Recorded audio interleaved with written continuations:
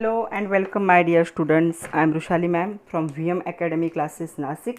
हम देख रहे हैं हमारे 11th का केमिस्ट्री और आज से हम स्टार्ट करने जा रहे हैं हमारा last chapter number 16 chemistry in everyday life. छोटा सा चैप्टर है और इम्पॉर्टेंट भी है और बहुत सारा हमारे डे टू डे लाइफ से रिलेटेड है. तो इसका आज लेक्चर नंबर 1 है. आज के लेक्चर में हम देखेंगे बेसिक्स ऑफ फूड केमिस्ट्री. इसका आज देखेंगे हम पार्ट 1. तो चलो स्टार्ट करते हैं lecture number 1 with VM academy Nashik. सबसे पहले हमें देखना है बेसिक्स ऑफ फूड केमिस्ट्री. तो बेसिक्स क्या है फूड केमिस्ट्री के. तो क्वेश्चन है कैन यू रिकॉल करके आपके टेक्स्ट बुक के पेज नंबर 261 पे what are the components of balance diet. Component क्या है बैलेंस डाइट के. तो सबसे पहला होगा कार्बोहाइड्रेट, इसके बाद आएगा प्रोटीन, उसके बाद होंगे लिपिड्स, फैट के फॉर्म में भी हो सकते हैं, लिपिड ऑयल के फॉर्म में भी हो सकते हैं. उसके बाद आएंगे विटामिन्स, उसके बाद होगा मिनरल एंड वाटर. ये सारे का कॉम्बिनेशन क्या होता है, ये सारे क्या है बैलेंस डाइट के कंपोनेंट है. इन सबको मिक्स करके हमारा बैलेंस डाइट बनता है. तो कभी कभी क्वेश्चन ऐसा भी आता है व्हाट इज़ द न्यूट्रिएंट और right short note on nutrient. तो यही न्यूट्रिएंट भी यही है. न्यूट्रिएंट क्या होते हैं, nutrients are obtain from food and use as a source of energy by the body. तो क्या है फूड से हमें मिलता है और हमारी बॉडी उसे एनर्जी के सोर्स के तौर पे क्या करती है यूज़ करती है. ऐसे मटेरियल को, ऐसे कंपोनेंट को हम क्या कहते हैं न्यूट्रिएंट कहते. तो मेन जो न्यूट्रिएंट होंगे हमारे बॉडी के वो होंगे carbohydrate, lipid, protein, vitamin, mineral and water. ये क्या है ऑर्गेनिक मैक्रोमोलिक्यूल से जो कि एक न्यूट्रिएंट के तौर पे हमारे बॉडी यूज़ करती है, सोर्स ऑफ एनर्जी के तौर पे इसे यूज़ करती है. Along with the providing energy, ये जो न्यूट्रिएंट है ये क्या करते हैं हमारे बॉडी के अलग अलग फंक्शन को रेगुलेट करते. जैसे कि हमारा ग्रोथ है, हमारा कोई बॉडी का टिश्यू डैमेज हो जाए, आपको चोट लग जाए तो चोट ठीक हो जाती है. ये क्यों हो रहा है, ये जो मटेरियल है इन मटेरियल की वजह से. न्यूट्रिएंट मटेरियल मतलब एनर्जी के साथ साथ हमारा जो ओवरऑल डेवलपमेंट है, हमारा ग्रोथ है, वो सब कौन कंट्रोल करता है, ये मटेरियल कंट्रोल करता है. इसलिए इसी को क्या कहा जाएगा, इन्हीं को कहा जाता है न्यूट्रिएंट भी कहा जाता है. तो न्यूट्रिएंट भी यही होंगे. ओके, तो यहाँ पे जो होंगे न्यूट्रिएंट इनका मेजर सोर्स देख लेते हैं हम. तो कार्बोहाइड्रेट्स, आपको पता होगा कार्बोहाइड्रेट्स कहाँ से मिलते हैं हमें. जो भी हम ग्रेन खाते, गेहूँ चावल जो भी होंगे इनसे हमें मिलता है. तो ग्रेन से मिलेगा. फ्रूट्स में भी प्रेजेंट होता है ये, कुछ फ्रूट्स होंगे. उसके साथ साथ वेजिटेबल में भी कार्बोहाइड्रेट्स क्या होते हैं प्रेजेंट होते. तो इनका सोर्स है. प्रोटीन का सोर्स क्या है, सबसे इंपॉर्टेंट प्रोटीन का सोर्स होता है मीट. उसके साथ साथ फिश, फिर आते एग्स, फिर आते डेयरी प्रोडक्ट्स जो कि मिल्क और मिल्क के प्रोडक्ट होंगे, डेयरी प्रोडक्ट्स होंगे. उसके साथ साथ जो पल्सेस होते, तो जो दाल होती है उसमें भी बहुत सारा प्रोटीन क्या होता है प्रेजेंट होता है. तो जो नॉन वेजिटेरियन है इसके थ्रू क्या कर सकते हैं अपने प्रोटीन के सोर्स को कंप्लीट कर सकते हैं. जो वेजिटेरियन है वो क्या है डेयरी प्रोडक्ट और पल्स को क्या कर सकते हैं यूज़ कर सकते हैं प्रोटीन सोर्स के तौर पे. लिपिड्स जो होते तो फैट के फॉर्म में या ऑयल के फॉर्म में होंगे. तो लिपिड्स जो होते हैं वो डेयरी प्रोडक्ट में भी होते.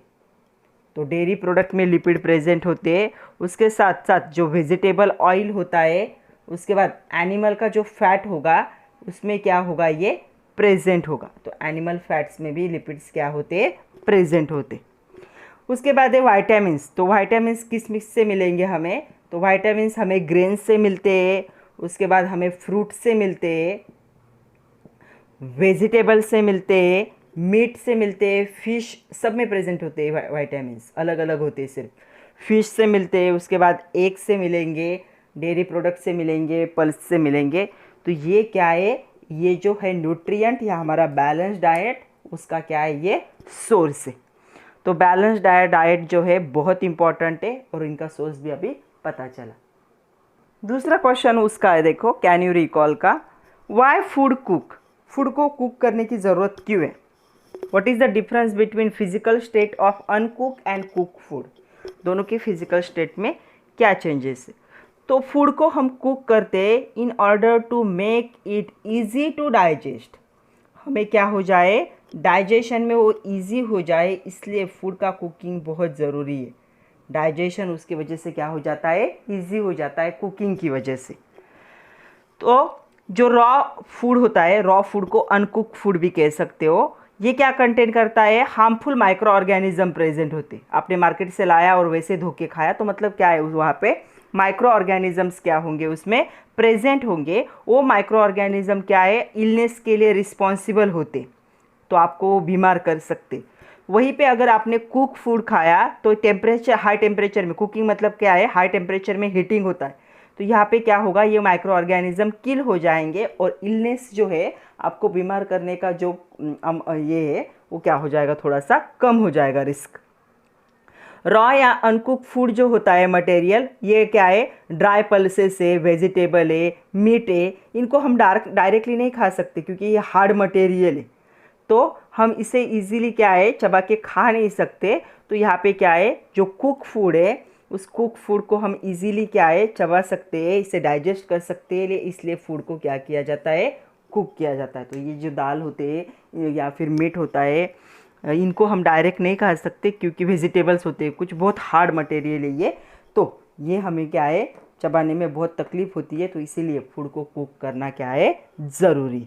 नेक्स्ट क्वेश्चन ऐसा आता है, व्हाट इज, थर्ड क्वेश्चन उसी का है, कैन यू टेल का ही है, what are the chemicals that we come across in every day. तो ऐसे कौन से केमिकल्स है जिनके हम कांटेक्ट में आते हैं हर दिन।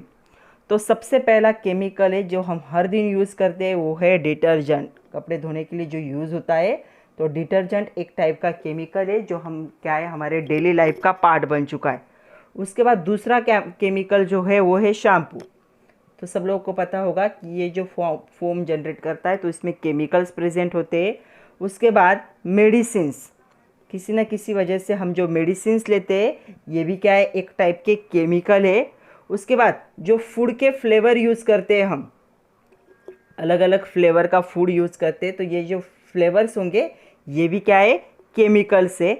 उसके बाद फूड कलर यूज़ किए जाते, तो अलग अलग कलर की वजह से अट्रैक्टिव लगता है फूड, तो ये कलर्स भी क्या होते हैं, ये भी एक टाइप के क्या है, केमिकल है। तो हमारे डेली लाइफ में हम क्या होते हैं, इन केमिकल, इसके साथ साथ कोलगेट भी आ सकता है, उसके बाद सोप भी आ सकता है, ये सारे क्या है, हम डेली इस day to day life in chemical के कांटेक्ट में। नेक्स्ट क्वेश्चन ऐसा है, देखो, what happen when protein and carbohydrates present in food are digested in presence of enzyme. Enzyme के प्रेजेंस में अगर फूड में प्रेजेंट जो है प्रोटीन और कार्बोहाइड्रेट, उनको डाइजेस्ट किया तो क्या होगा, ऐसा क्वेश्चन है। तो प्रोटीन और कार्बोहाइड्रेट दोनों भी क्या है, ऑर्गेनिक पॉलीमर है। ये क्या है, ऑर्गेनिक पॉलीमर। तो ये ऑर्गेनिक पॉलीमर है, तो इनको हम क्या कह सकते हैं, मैक्रो मोलिक्यूल। मैक्रो मतलब बड़े साइज़ के, माइक्रो मतलब छोटे साइज़ के, तो मैक्रो मोलिक्यूल्स भी कह सकते हैं हम इनको। तो ये जो डाइजेस्ट होंगे इन प्रेजेंस ऑफ एंजाइम, तो आप लोगों को पता होगा एंजाइम्स क्या होते हैं, हमारे बॉडी के कैटालिस्ट होते। तो एंजाइम्स क्या करेंगे, ये जो पॉलीमरिक कार्बोहाइड्रेट या प्रोटीन है, इसे ब्रेक डाउन कर देंगे। तो इसका क्या होगा, ब्रेक डाउन होगा, मतलब छोटे टुकड़ों में क्या हो जाएगा, कट हो जाएगा इनटू द मोनोमर। तो पॉलीमर क्या होगा, ब्रेक होगा मोनोमर के फॉर्म में। तो एंजाइम क्या कर देंगे, ये जो पॉलीमर है, पॉलीमर मतलब लॉन्ग चेन कंपाउंड है, इनको ब्रेक डाउन कर देगा स्मॉल कंपाउंड में, जिनको हम मोनोमर कहते हैं। जैसे कि हमें यहाँ इनसे मिल सकता है ग्लूकोज, जो हमारे बॉडी को बहुत ज़्यादा इम्पॉर्टेंट है, अल्फ़ा अमाइनो एसिड जो भी इम्पॉर्टेंट है बॉडी के लिए, अल्फ़ा अमाइनो एसिड, तो ये हमें क्या है, इसके ब्रेक डाउन थ्रू मिल सकता है, किसके, प्रोटीन और कार्बोहाइड्रेट किसके प्रेजेंस में, एंजाइम के प्रेजेंस में।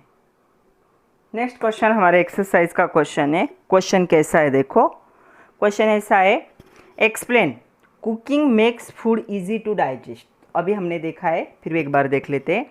कुकिंग प्रोसेस में क्या होता है, ये जो हाई पॉलीमर कार्बोहाइड्रेट और प्रोटीन होते हैं, ये वाटर के कांटेक्ट में आते हैं और स्मॉल पॉलीमेरिक यूनिट में कन्वर्ट होते हैं।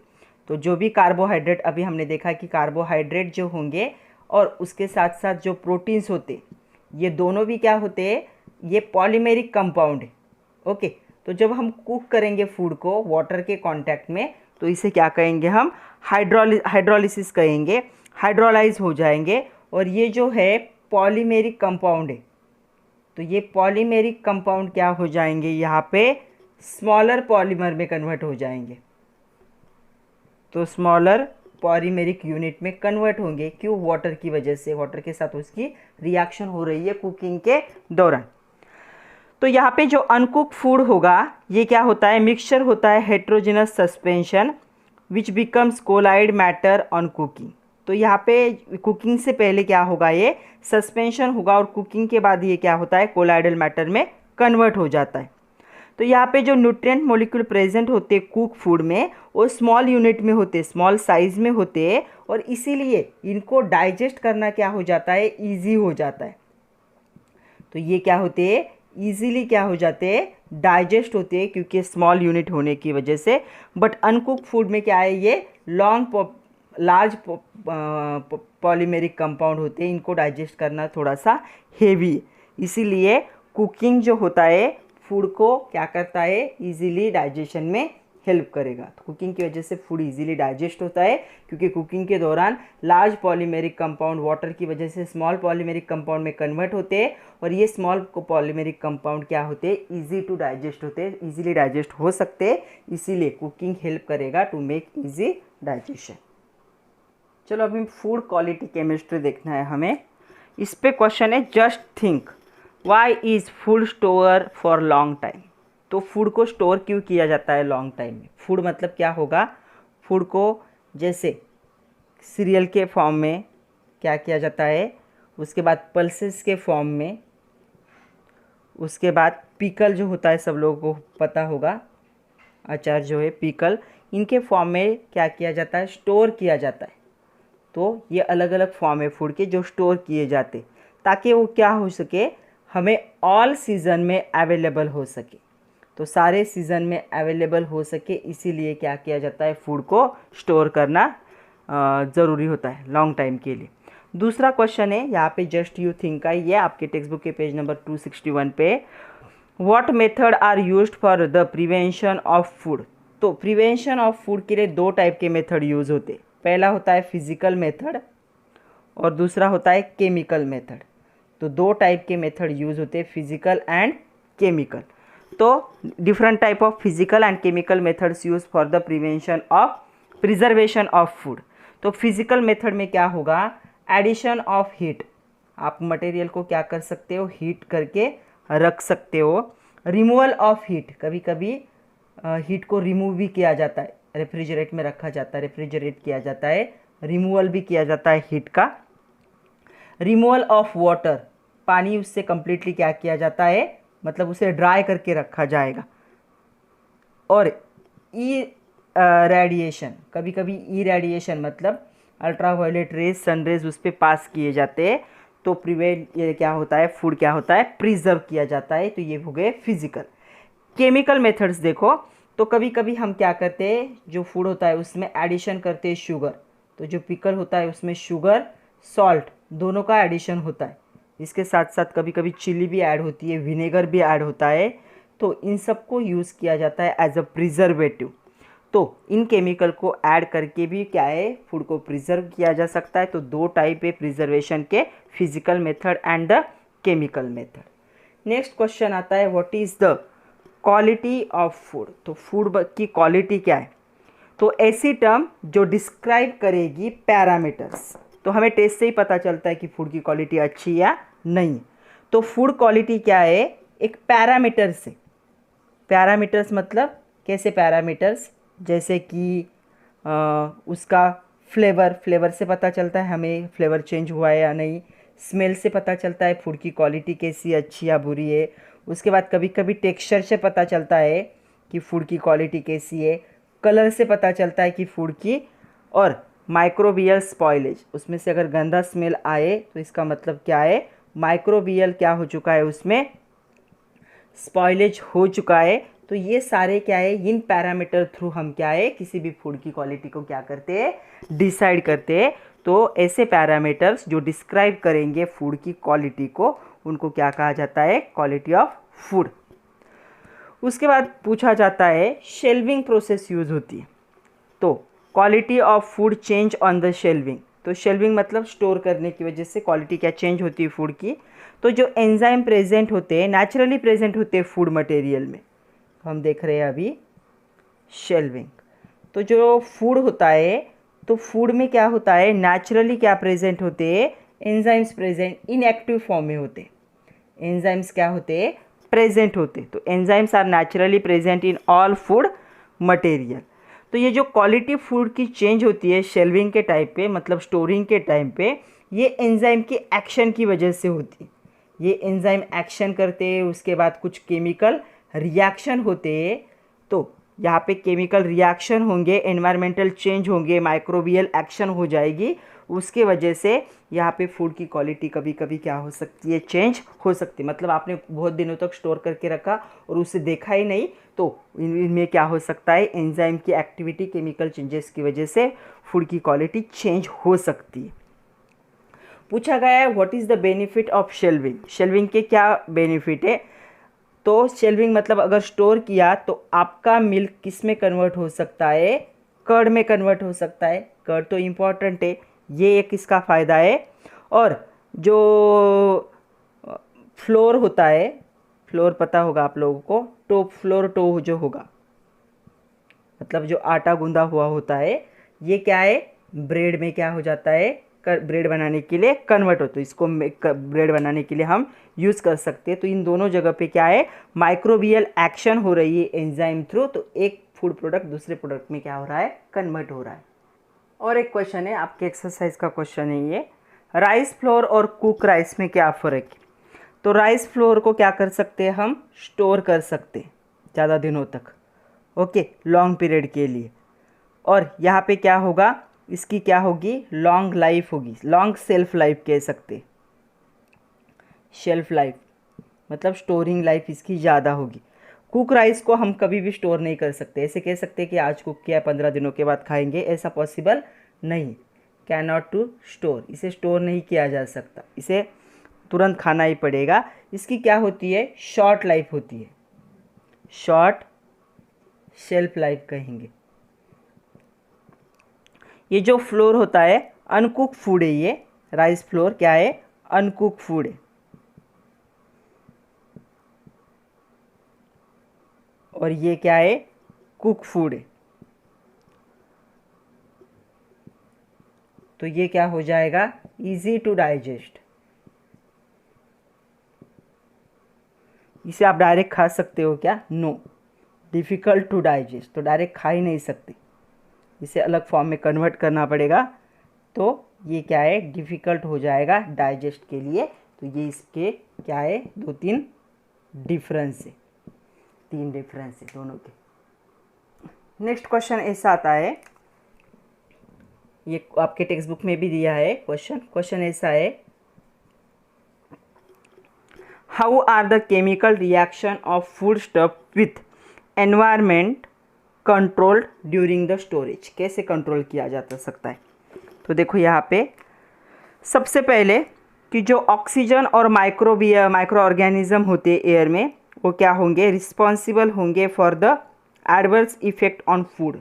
तो यहाँ पे क्या है, ऑक्सीजन और माइक्रो ऑर्गेनिज्म जो होते एयर के, वो क्या होते, रिस्पॉन्सिबल होते किसी भी फूड को ख़राब करने के लिए। तो माइक्रो ऑर्गेनिज्म रिस्पॉन्सिबल होंगे। तो क्या है, the exposure of store food in atmosphere is minimize, अगर आपने फूड को एटमोसफियर में एक्सपोज ही नहीं किया तो आप ये क्या कर सकते हो, कंट्रोल कर सकते हो। Storing them air tight container, तो क्या कर सकते हो, ऐसा कंटेनर जिसे एयर टाइट कंटेनर कहा जाता है। तो इसके वजह से क्या होगा, ऐसे कंटेनर में ऑक्सीजन या माइक्रो ऑर्गेनिज्म एंटर ही नहीं कर सकते, तो आपका फूड खराब ही नहीं होगा। उसके बाद कभी कभी आप इवाक्यूलेशन जो होता है, मतलब filling container with N2 gas, तो नाइट्रोजन गैस से कंटेनर को क्या कर सकते हो, फिल कर सकते हो। तो आपको जो भी मार्केट में आपको जो पैकेट मिलते हैं, चाहे आपके कुरकुरे हो, चिप्स हो, तो उसमें कौन सा गैस प्रेजेंट होता है, N2 गैस, जो फूड को क्या करता है, अच्छी क्वालिटी में स्टोर करता है, ऑक्सीजन और माइक्रो ऑर्गेनिज्म से दूर रखता है। तो जो रेट होगा केमिकल रिएक्शन का, डिक्रीज होगा bye lowering the temperature, temperature को भी कम कर सकते हो। जो माइक्रोबियल एक्टिविटीज़ होती है वो टेम्परेचर जितना ज़्यादा होगा उतनी ज़्यादा होती है। उसके बाद आप क्या कर सकते हो, रेफ्रिजरेशन, लोअर टेम्परेचर करना है, मतलब क्या है, रेफ्रिजरेटर में रखना है। तो यहाँ पे केमिकल रिएक्शन जो होंगे फूड स्टफ के एनवायरनमेंट से दूर कर दोगे तो ये क्या होंगे, कंट्रोल में रहेंगे। तो कभी कभी आप कैटलिस्ट भी यूज़ कर सकते हो, तो बॉइलिंग प्रोसेस यूज़ कर सकते हो। इनके वजह से क्या होगा, आपका जो होगा ये जो स्टोर किया हुआ मटेरियल है फूड स्टफ, ये केमिकल रिएक्शन से दूर रहेगा अगर आप उसे एनवायरनमेंट से दूर रखते हो। तो इन वे से क्या कर सकते हो, हम कंट्रोल कर सकते हैं स्टोरेज को। तो अभी हमें देखना है food preservation and food processing के मेथड। तो इनका एम क्या है, to prevent the undesirable change and attempt about the desirable change in food. Unwanted change ना हो फूड में और सिर्फ हमें जो ज़रूरी है वही चेंज हो, तो फूड का प्रिजर्वेशन बहुत ही ज़्यादा ज़रूरी। तो ये कुछ कॉजेस है फॉलोइंग दिए हुए। तो ये एस्पेक्ट है फूड क्वालिटी के जिनको क्या है अंडरलाइंग केमिस्ट्री में हमें देखना है। तो कौन से देखो, ब्राउनिंग ऑफ कट फ्रूट और वेजिटेबल। आप लोगों ने देखा होगा एप्पल को कट करके रखा तो थोड़ी देर के बाद ब्राउन हो जाता है। उसके बाद रैंसिडिटी ऑफ ऑयल और फैट, अगर ऑयल को बहुत देर तक लॉन्ग टाइम के लिए स्टोर करके रखा तो उसमें से एक स्पेसिफिक गंदा वाला बदबू आता है, उसे रैंसिडिटी ऑफ ऑयल कहा जाता है। तीसरा है सैचुरेटेड अनसैचुरेटेड ऑयल और द ट्रांस फैट। उसके बाद है ओमेगा 3 और लास्ट वाला है antioxidant as a food additives. तो हमें हर एक को डिटेल में देखना है। सबसे पहले हम देखेंगे browning of the cut fruit and the vegetable.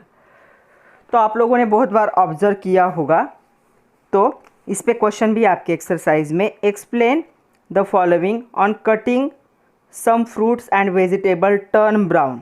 तो जैसे आप फूड को क्या करते हो, फ्रूट या वेजिटेबल को कट करते हो तो यहाँ पे क्या हो जाता है, वो फ्रूट और वेजिटेबल क्या हो जाते हैं, उनके जो सेल है वो डैमेज हो जाते।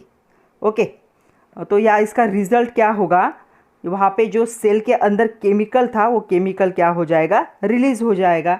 तो ये जो केमिकल रिलीज़ होता है इसकी वजह से ब्राउनिंग एक्शन आता है।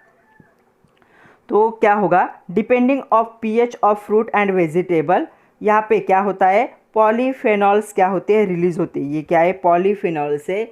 जैसे ही ये पॉलीफेनॉल्स ऑक्सीजन के कांटेक्ट में आएगा तो इसका नाम क्या है, पॉलीफेनॉल। तो पीएच पे डिपेंड है, लेकिन हर फ्रूट वेजिटेबल में पॉलीफेनॉल प्रेजेंट होता है। कैसे आएगा, सपोज आपका एप्पल था, आपने यहाँ से उसे कट कर दिया, तो कट करने के बाद जो आधा पार्ट होगा, यहाँ के सेल डैमेज हो चुके, तो सेल में से केमिकल बाहर निकलने लगेगा, उस केमिकल में पॉलीफेनॉल प्रेजेंट होगा। तो यहाँ पे फूड के अंदर एंजाइम भी प्रेजेंट होते हैं।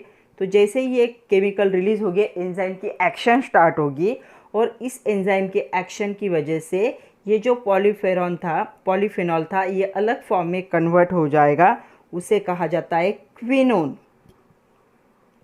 तो ये क्विनोन में कन्वर्ट हो जाएगा और इसके साथ वाटर के ड्रॉपलेट भी देखे होंगे आप लोगों ने, छोटे छोटे ड्रॉपलेट्स लेयर वाइज दिखते हैं, तो क्विनोन में कन्वर्ट हो जाएगा। So due to action of enzyme, polyphenol react with oxygen in presence of air and it is converted into the quinone। तो ये क्यूनोन क्या होता है, फिर क्या करता है, पॉलीमराइजेशन करता है।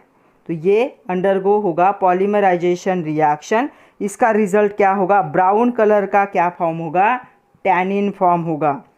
तो ये टैनिन्स जो होते हैं ब्राउन कलर के होते हैं।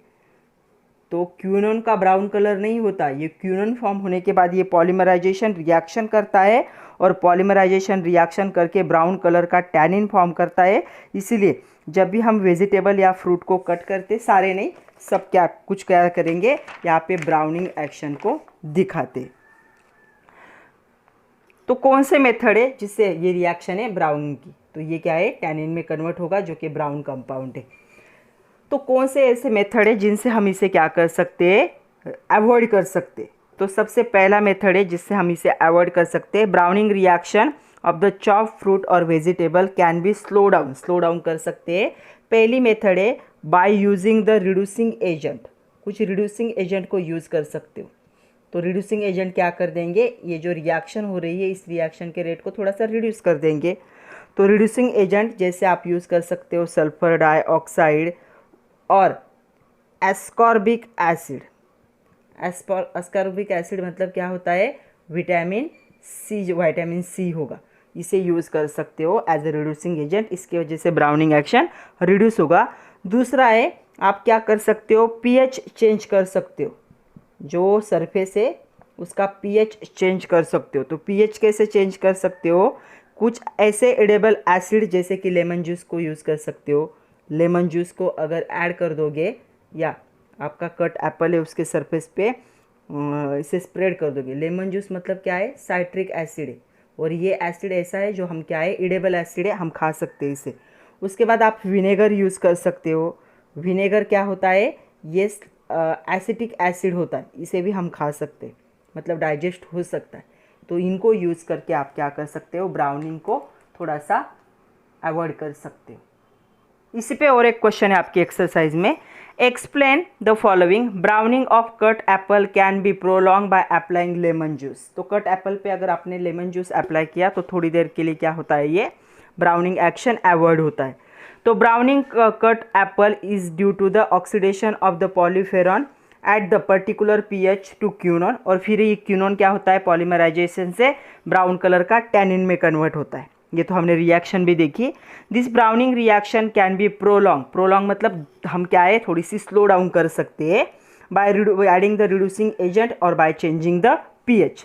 तो applying lemon juice, lemon juice मतलब क्या होगा, साइट्रिक एसिड होगा ऑन द कट एप्पल, ये क्या कर देगा, उसके पीएच को लोअर कर देगा। एसिडिक मतलब क्या होता है, लो पीएच, 7 से कम होगा। तो एप्पल के सरफेस का पीएच अगर कम होता है तो यहाँ पे ऑक्सीडेशन रिएक्शन क्या होगी, प्रिवेंट होगी, और ये जो ब्राउनिंग होगा कट एप्पल का उसे हम प्रोलॉन्ग कर सकते हैं या स्लो डाउन कर सकते हैं bye using the lemon juice. दूसरा हमें देखना है रैंसिडिटी ऑफ ऑयल और फैट। तो रैंसिडिटी ऑफ ऑयल क्या होता है, या फैट के लिए भी होता है ये, और इसके क्या फैक्टर्स है वो भी बताने। तो रैंसिडिटी मतलब क्या होता है, ऑयल और फैट को अगर हमने बहुत देर तक लॉन्ग टाइम के लिए स्टोर करके रखा तो उसमें अनप्लीजेंट रैंसिड स्मेल आता है। तो अनप्लीजेंट मतलब गंदा स्मेल आता है, ओके, और डिज़ायरेबल टेस्ट, उसका टेस्ट भी चेंज हो जाता है। तो इसे क्या कहा जाएगा, इसी को कहा जाता है रैंसिडिटी ऑफ ऑयल और फैट। क्यों होता है ये, अगर ऑयल और फैट को प्रोलॉन्ग टाइम के लिए हमने क्या कर दिया, स्टोर कर दिया तो यहाँ पे क्या होता है, ट्राई ईस्टर जो होगा फैटी एसिड होता है ये, तो ये क्या होगा, लॉन्ग कार्बोक्सिलिक एसिड कंपाउंड होता है, एंड यहाँ पे ये क्या होगा, ग्लिसरॉल में क्या होगा, कन्वर्ट होगा। तो फैट्स क्या होंगे फैटी एसिड में, और ग्लिसरॉल में कन्वर्ट हो जाते हैं, तो प्रोपेन 1 2 3 ट्रायल भी कहा जाएगा इसे, जिसे ग्लिसरॉल कहा जाता है। तो वाटर जो प्रेजेंट होगा, अगर थोड़ा सा भी वाटर का कंटेंट प्रेजेंट है ऑयल में और उसे स्टोर करके रखा, तो ये प्रेजेंट वाटर जो है वो हाइड्रोलिसिस करेगा, और हाइड्रोलिसिस करके फ्री फैटी एसिड को बनाएगा, और इसी फ्री फैटी एसिड का क्या होता है, एक अनप्लीजेंट रैंसिड स्मेल होता है, और यही रिस्पॉन्सिबल होता है रैंसिडिटी ऑफ ऑयल। तो यहाँ पे देखो ट्राइग्लिसराइड, ये क्या है, ऑयल है, इसमें थोड़े से क्वांटिटी में वाटर प्रेजेंट है और बहुत दिनों तक स्टोर किया तो इस फॉर्म में कन्वर्ट होगा, ग्लिसरॉल में कन्वर्ट होगा, और यहाँ पे क्या है, फ्री फैटी एसिड में कन्वर्ट होके इससे क्या है, एक रैंसिड स्मेल आएगी। तो इस रैंसिड स्मेल की वजह से क्या होगा, यहाँ पे हाइड्रोलिसिस होगा फैट्स का, occur rapid in the presence of the certain micro organism. तो यहाँ पे हाइड्रोलिसिस ऑर्गेनिज्म के प्रेजेंस में, कैटालिस्ट के प्रेजेंस में होके इसमें कन्वर्ट होके रैंसिडिटी होगी ऑयल की। नेक्स्ट क्वेश्चन ऐसा है, which fatty acids cause the rancidity of the following food stuff. तो यहाँ पे कौन सा फैटी एसिड इनके फूड स्टफ के रैंसिडिटी को क्या करेगा, क्रिएट करेगा। तो पहला है मिल्क एंड बटर।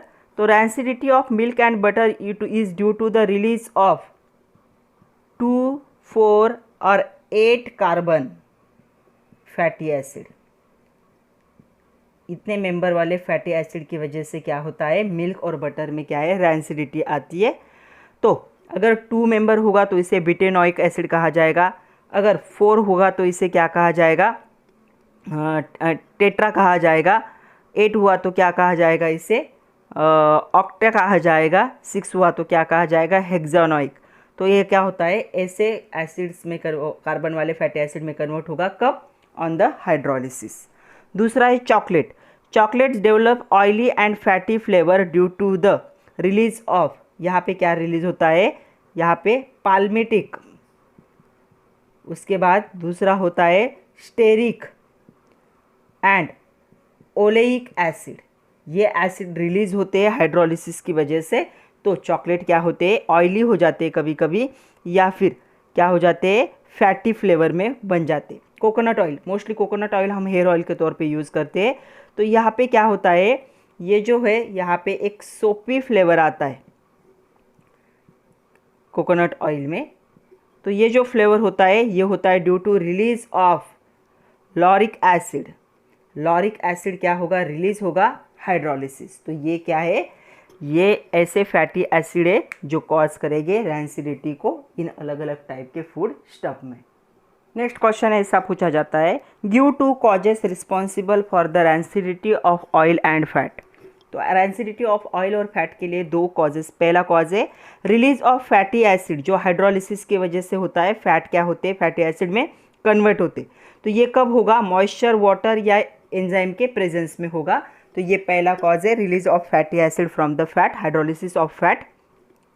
दूसरा है oxidation of molecular oxygen, oxidation होगा मोलिकुलर ऑक्सीजन का इन द एयर, जो एयर में प्रेजेंट है उसकी वजह से। तो ये दो कॉजेस है जो रिस्पॉन्सिबल है for the rancidity of the oil और फैट।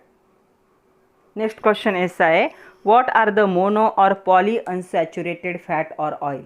तो क्या होते हैं, the vegetable oil containing one और more carbon carbon double bond, ऐसे वेजिटेबल ऑयल जिनमें एक या एक से ज़्यादा carbon carbon double bond present होते हैं।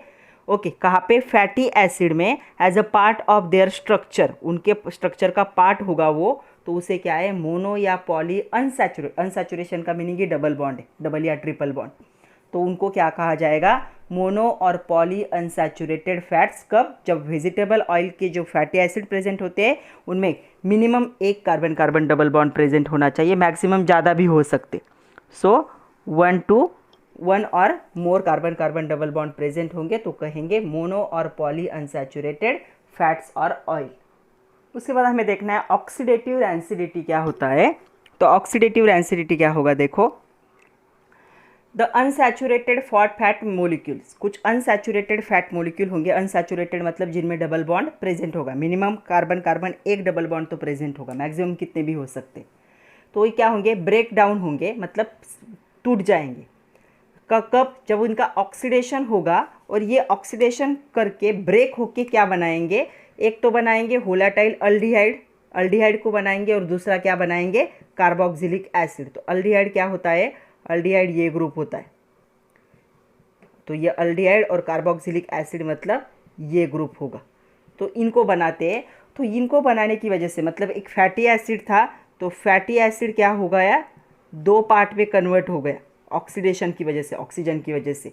अल्डिहाइड जो कि होलाटाइल है और कार्बोक्सिलिक एसिड, और इन दोनों की वजह से जो फैट है या जो ऑयल है उसमें क्या हो रहा है, अनप्लीजेंट रैंसिड टेस्ट आ रहा है।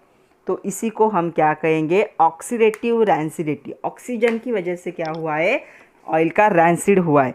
तो ऑक्सीडेटिव रैंसिडिटी कॉज होती है due to free radical reaction, free radical reaction की वजह से होता है, जो कि लाइट के प्रेजेंस में होगा। वो फोटो ऑक्सीडेटिव रिएक्शन होता है जिसे एंजाइम या मेटल आयन क्या करते, कैटालाइज करते। तो ये लाइट की वजह से होगा। दूसरा है poly unsaturated oil containing greater number of carbon carbon double bond. तो अनसैचुरेटेड का मीनिंग ही क्या होता है, कार्बन कार्बन डबल बॉन्ड। अगर ज़्यादा carbon carbon double bond present होंगे तो एकदम क्विकली रैंसिडिटी आती है उसमें। क्यों, क्योंकि डबल बॉन्ड को क्या है, ब्रेक करना ईजी होता है। और हाई टेम्परेचर अगर हुआ, तो टेम्परेचर अगर इंक्रीज़ हुआ तो जो अनसैचुरेटेड फैट है वो ऑक्सीडेशन दिखाते हैं और जल्दी क्या हो जाते हैं, ऐसे फॉर्म में कन्वर्ट हो जाते हैं।